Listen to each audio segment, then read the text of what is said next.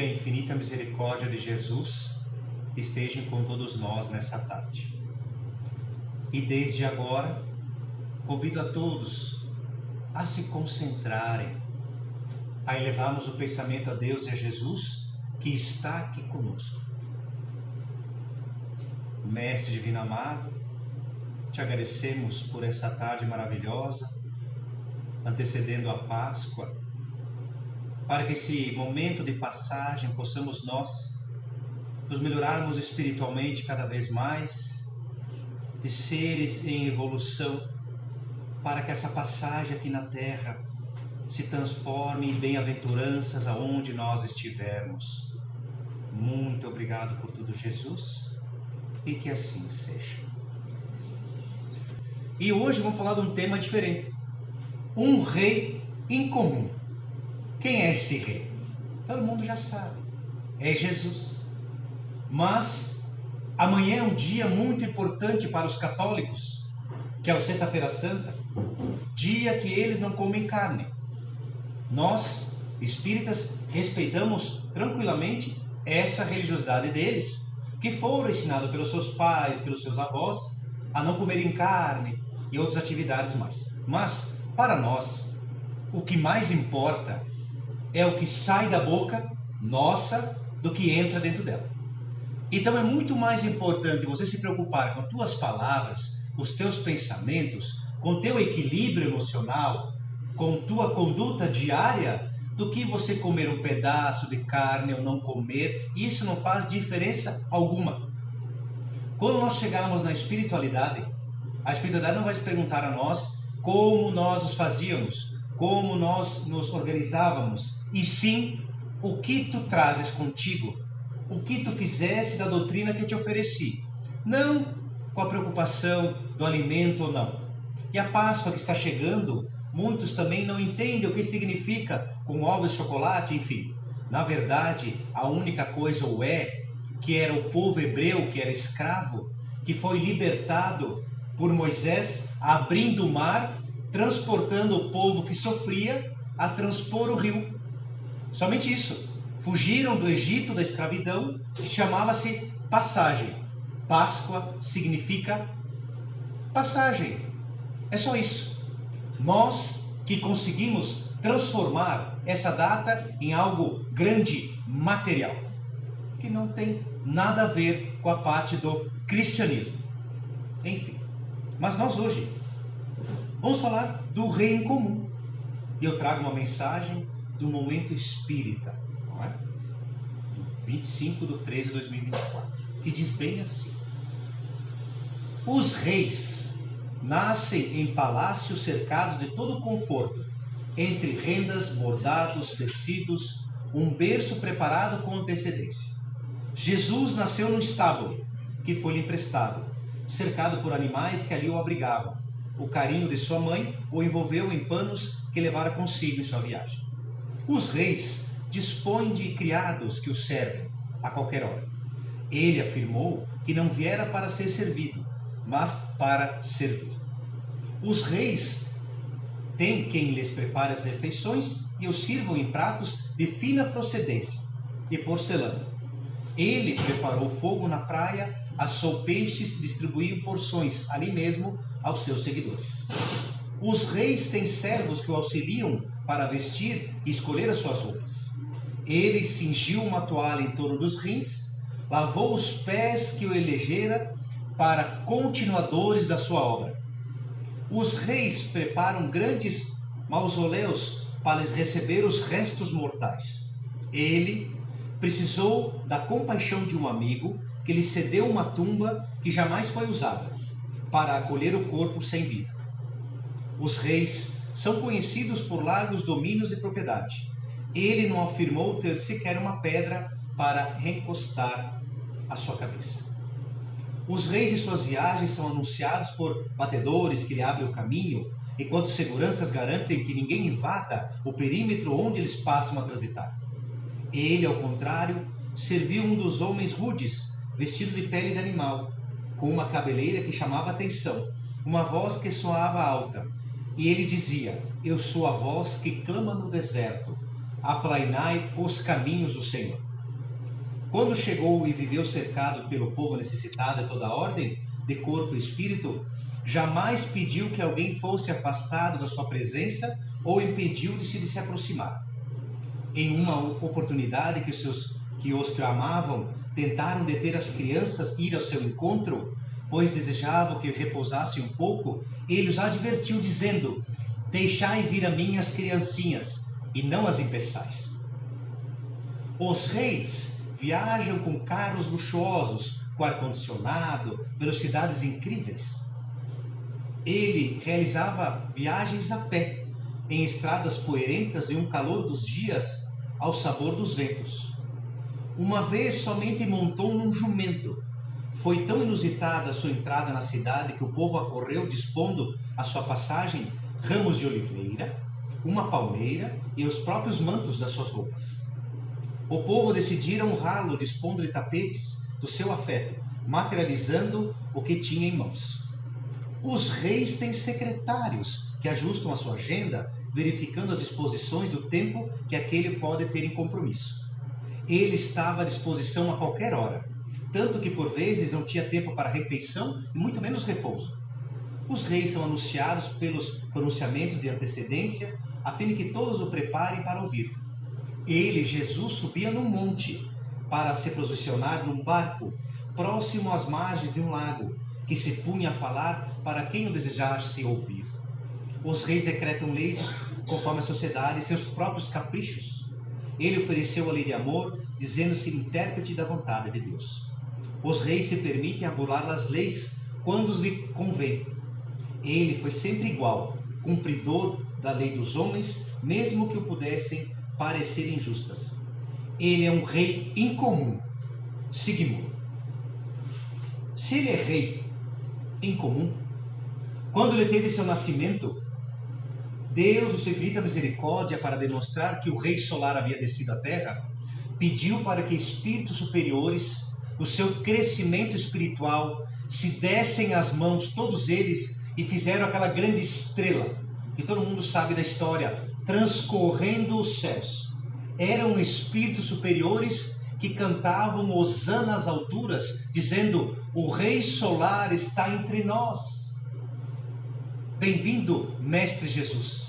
Aqueles espíritos superiores, em nome de Deus, faziam ecoar a toda a humanidade que aquele ser haviam chegado. E 3 reis nobres, camponeses, foram visitá-lo, foram os primeiros que foram visitá-los. Mas com aquela mensagem da estrela, iluminando o caminho, demonstrando que o rei estava lá, 3 espíritos, não de escola, mas pessoas espiritualizadas, foram até ele lhe entregar presentes. O primeiro presente que deram a ele foram ouro. Não sabemos a quantidade, mas demonstrando isso, demonstrava que ele era um rei solar. O segundo foi a mirra. A mirra, fazia parte de embalsamar corpos na crucificação, quando eram mortos, também tirava um pouco das dores do corpo, quando estava se preparando para a sua própria desencarnação. E ela estava junto com ele na crucificação. E o incenso também que foi lhe dado, demonstrava a ele que ele era um ser espiritual de grandes proporções, porque ela exalava perfumes, e esse ato de respeito a ele, todos nós devemos de ter, demonstrando que temos que seguir os seus caminhos, os seus passos e a sua ação. Um dia ele foi pregar na praia, e ele estava indo em direção à casa de Pedro, e começou a anoitecer.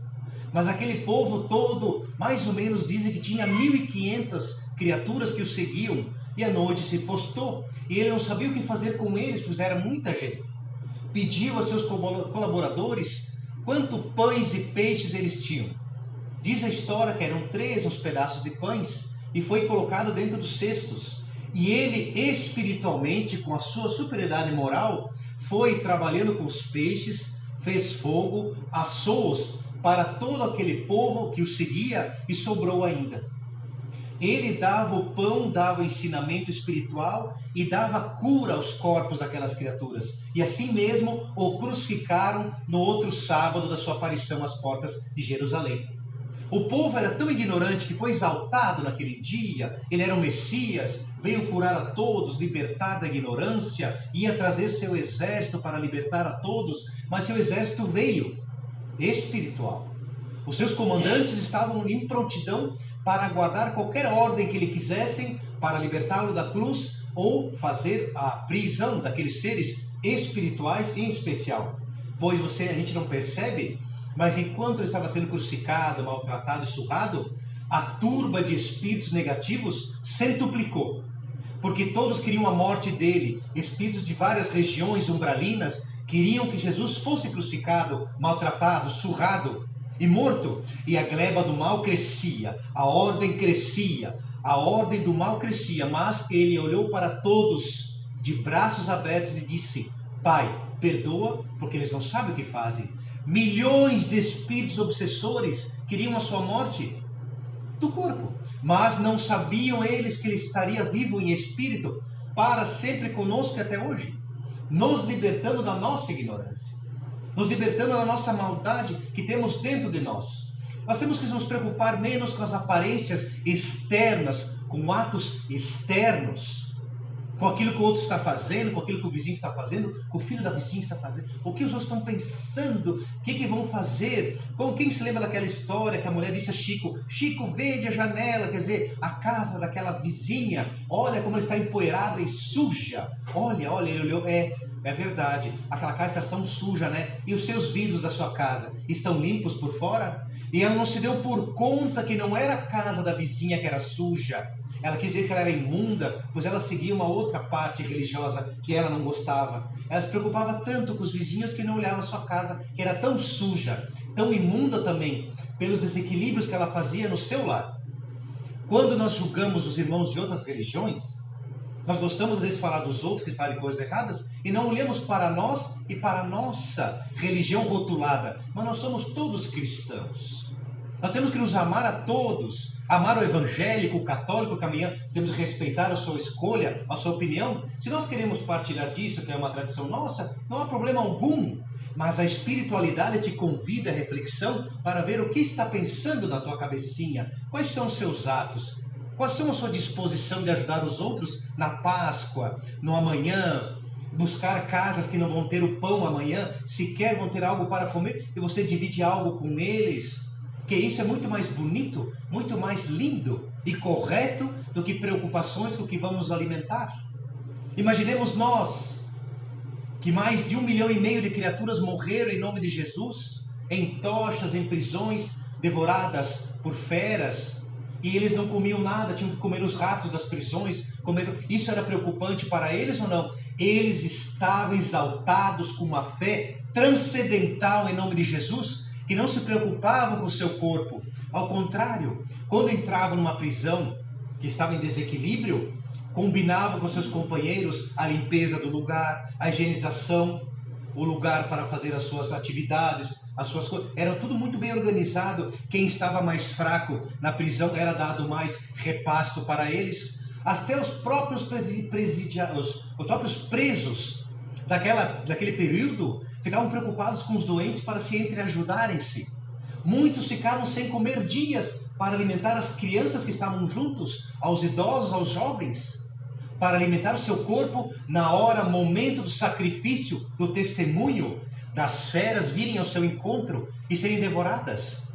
Muitos que eram cristãos diziam para consigo: eu vou me entregar, porque eu sigo a Jesus e sinto em mim algo substancial que não devo temer a perda do corpo, mas a libertação em espírito. E quando passavam por Jerusalém, tinha frutas silvestres, iam se alimentando, esqueciam-se de si para ajudar os outros. Isso é a coisa mais linda do mundo, você pensar dessa forma. Então todo o seu sacrifício do hoje que você está fazendo pela sua família, pelos seus em sua casa, pelos outros que moram perto de si, as doações que você faz à casa espírita e outros lugares, é maravilhosamente boa, porque seu espírito sairá melhor do que como chegou. Então nós, diferente de Jesus, que veio numa situação espiritual muito grande, olha a situação dele, não tinha internet para contar que ele havia nascido, não havia celular, não havia, como é que vamos informar a todo o povo que ele havia nascido? Deus colocou a estrela, colocou os mensageiros e foi espalhando a história boca a boca, que ele havia nascido para nos libertar. E ele disse mais tarde, depois dos 30 anos de idade, a sua maturidade, que ele mandaria um Consolador prometido para dizer coisas que não podia naquela época e a nos libertar da ignorância. Estamos aqui sendo libertos da nossa maldade interna que nós temos, está sendo diluída dia a dia com boas ações, daquilo que nós não acertamos e não gostamos da religiosidade que nós tínhamos, e buscando agora não somente a rotulagem, mas algo livre. Eu tenho uma fé racional que me explica que se eu fizer o bem, vale a pena para eu ter paz e dar paz aos outros. Se eu fizer a caridade, a bandeira do Espiritismo, Deus, Jesus e caridade, pois fora da caridade não há salvação, que é uma lei, que é uma das bem-aventuranças. Então por que eu não vou aceitar? Quando estávamos nós junto a ele, nos 500 da Galileia, ele chamou 500 espíritos especiais. Por que especiais? Iam sofrer perseguições em nome dele. Eram 500. Iam sofrer nos próximos 2000 anos, que estamos agora, perseguições em nome dele, iam reencarnar, iam sofrer, iam ser mortos em nome dele em qualquer época da humanidade. E o que eles falaram para Jesus? Não queremos. Não queremos.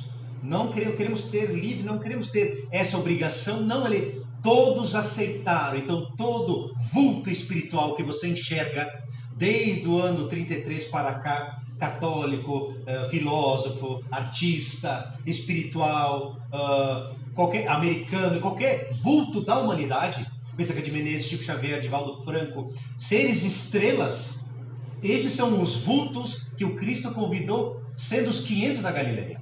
Mas muitos são os 500 que trabalham no silêncio, escondidos, jamais conhecidos, mas trabalham em nome do amor.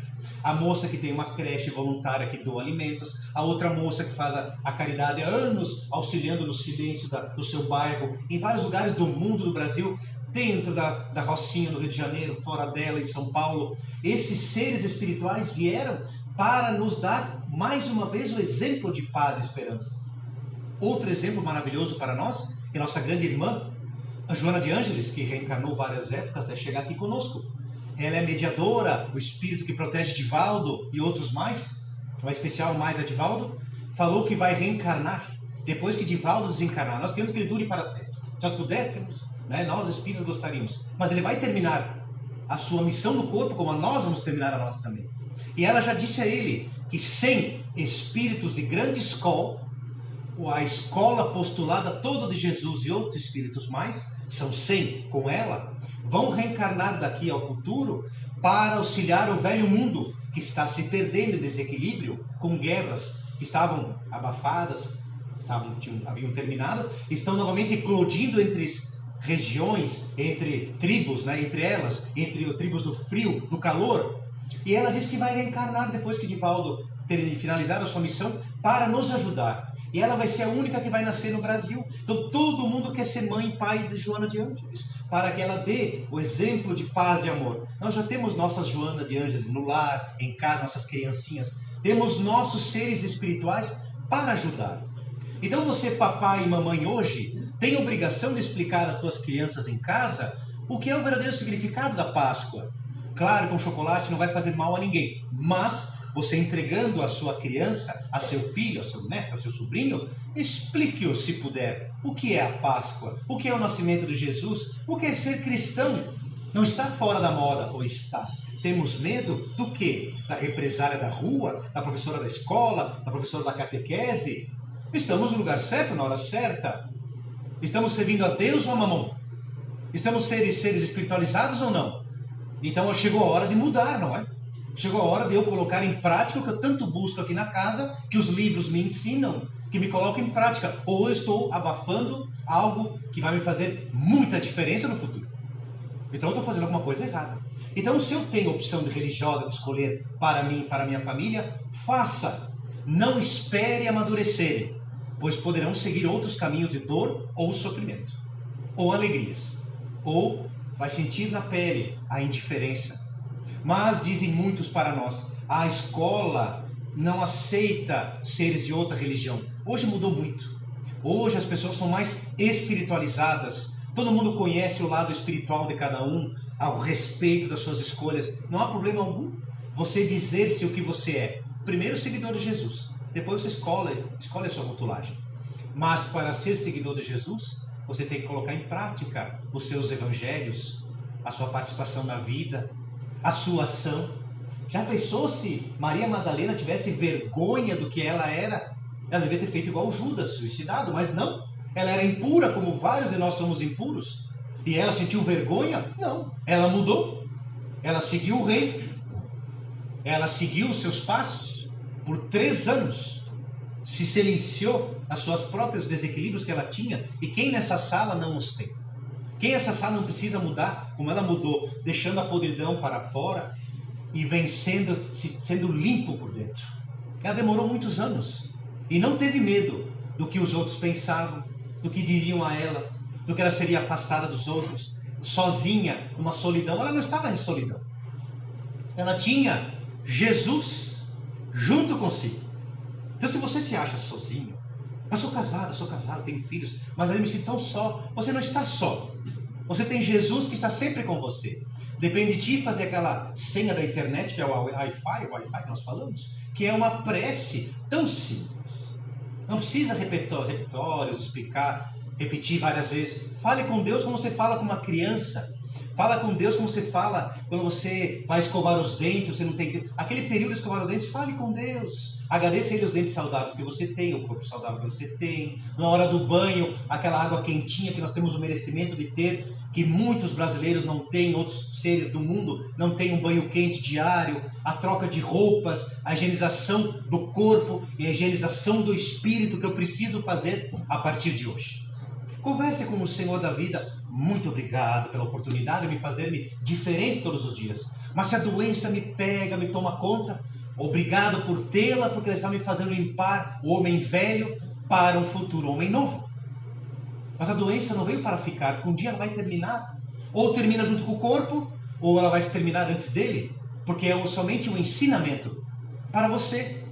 Muitos de nós não temos o olho perfeito, porque utilizávamos os olhos para falar mal dos outros. A língua não está perfeita, porque perdíamos tempo em tanto falatórios. Não temos o coração saudável, porque utilizávamos força, energias e tempo desperdiçado com desequilíbrios morais e imorais. Não temos o fígado nem saudável, nem o rim, porque algo de ruim fizemos.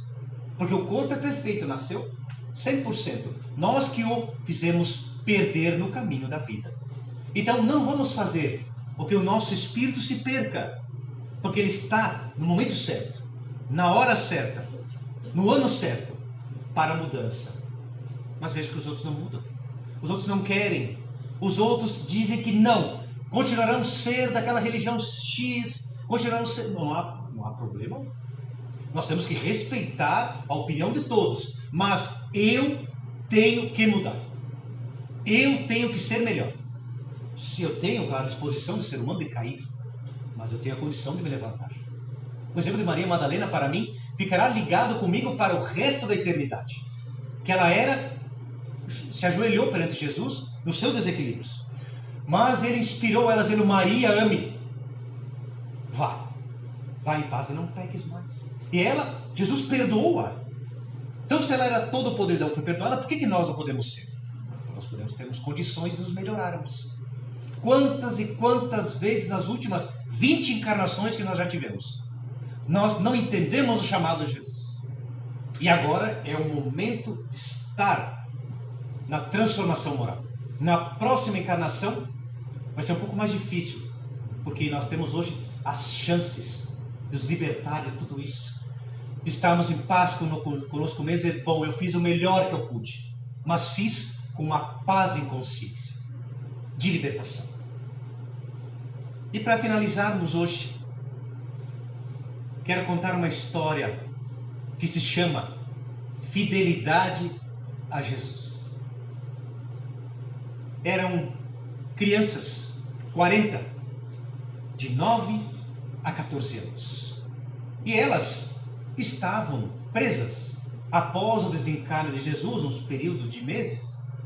Elas foram pegas quando se reuniam em meio às catacumbas, aos cemitérios, como se dizem, que naquela época não podia se reunir como nós hoje. A lei era contra nós. Então eles iam nos cemitérios, porque lá só tem morto, e ninguém atrapalhava. Mas elas estavam lá junto com seus pais, nas reuniões em nome de Jesus. E essas 40 crianças foram presas para que os pais deixassem de seguir Jesus. Foram mortos e não deixaram de seguir o mestre. E elas também não. Todas presas em 4 fileiras de 10, indo em direção ao lago. Mas aquela época do ano era muito frio.